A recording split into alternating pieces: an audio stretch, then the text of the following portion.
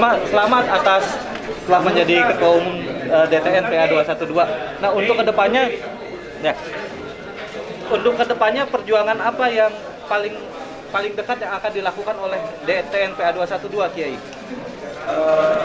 Saya sebelumnya menyampaikan innalillahi wa inna ilaihi raji'un. Ini betul-betul musibah buat saya, ujian buat saya. Tapi memang sekali lagi seperti apa yang saya sampaikan dalam sambutan, di bawah komando pembina tunggal kami Al-Habib Muhammad Rizki bin Hasan bin Syihab, kita bangun ini sebuah kultur pendidikan keorganisasian yang memang harus terus regenerasi ini terus berjalan. Nah, ada pun terkait program prioritas ke depan PA 212, tentunya pada masa amanah 3 bulan pertama prioritasnya adalah kami membangun bagaimana soliditas, loyalitas, integritas, dan juga disiplin serta tanggung jawab di internal kepengurusan di seluruh lapisan, dari mulai tingkat DTN sampai juga DTP, DTK, Korcam, Korlur, sampai ke tingkat ke luar negeri, ke DTLN. Nah, setelah itu tentunya secara simultan kita juga menyampaikan kepada semua kepengurusan yang ada untuk betul-betul fokus serius menggeluti beberapa program prioritas sesuai dengan tugas pokok fungsi masing-masing. Seperti saya kasih contoh, misalnya di bidang jaringan untuk menginventarisir jaringan-jaringan yang ada dari mulai Ormas, DKM, Ponpes, dan juga lain sebagainya untuk dieratkan, dikuatkan, karena jargon kita adalah sebagai perekat penguat elemen masyarakat dan umat. Dan juga kita membangun ketahanan sosial lewat gerakan ekonomi, gerakan keilmuan, dan sebagainya.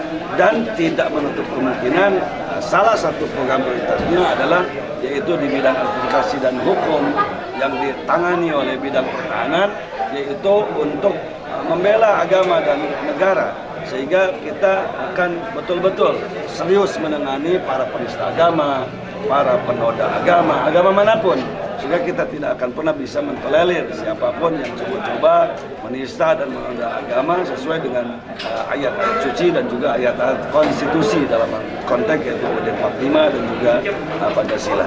Jaringan kita berapa sekarang, Kiai? Jumlah DTK dan sebagainya itu tadi? DTK yang ada sekarang sejak saya jadi ketua bidang organisasi dulu itu adalah 208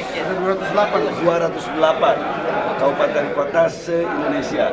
Nah, yang ada kita akan bina terlebih dahulu, yang belum ada kita ekspansikan agar memang kita memenuhi lebih daripada setengah dari seluruh kabupaten kota yang ada di Indonesia. Kiai, terkait isu penundaan pemilu, mungkinkah DTN PA 212 juga ikut mengomentari? Sudah barang isu nasional, sudah barang tentu isu-isu nasional, karena tadi itu jargon kita itu adalah perekat umat dan masyarakat, pembela agama dan negara. Tentunya ironis sekali kalau PA 212 a priori tentang masalah yang terkait isu kekinian, yang terkait masa depan agama, apalagi bangsa dan negara. Pasti kita akan menyampaikan konsen, perhatian ya, tentunya. Juga isu anti-Islamofobia, Kiai. Di sebelah ada ormas yang udah bikin deks anti-Islamofobia. Nah, itu kita mau bikin juga nggak, Kiai? Termasuk itu, kita akan tangani dengan serius. Adapun nanti dalam bentuknya tentunya seperti apa, tentunya itu butuh sebuah musyawarah. Karena musyawarah ini adalah hakim tertinggi di organisasi kami. Jadi tidak personal, tapi musyawarah ini adalah merupakan hakim tertinggi, sehingga kita akan sampaikan nanti langkah-langkah praktis dan strategis penanganan tersebut, karena sangat miris sekali ada Islamofobia dan sebagainya. Kiai, terkait ini kan udah menjelang tahun politik, ya. Tahun 2024 sendiri dari PA 212 sudah memiliki rencana atau ancang-ancang ini seperti apa, Kiai? Kalau persaudaraan alumni 212 sekali lagi sesuai dengan jargon yang ada, yang saya sampaikan tadi dari awal bahwa PA 212 adalah perekat umat, masyarakat, dan juga pembela agama dan negara. Tentunya kita tidak akan terlalu masuk ke dalam pagar politik praktis, tetapi lebih kita merekatkan semua elemen anak-anak bangsa sesuai dengan pilihan yang kita sampaikan. Nanti ada pendelegasian lah ke calon-calon anggota dewan dari lintas partai yang tentu satu visi misi juang dengan kita, tanpa PA 212 sendiri masuk ke dalam pagar politik praktis. Paham jelasnya? Oke, terkait yang Menteri Agama tadi, Menak Yakut, apakah PA 212 akan terus turun ke jalan sampai ada pergantian dari Presiden atau tindak tegas dari pihak polisi?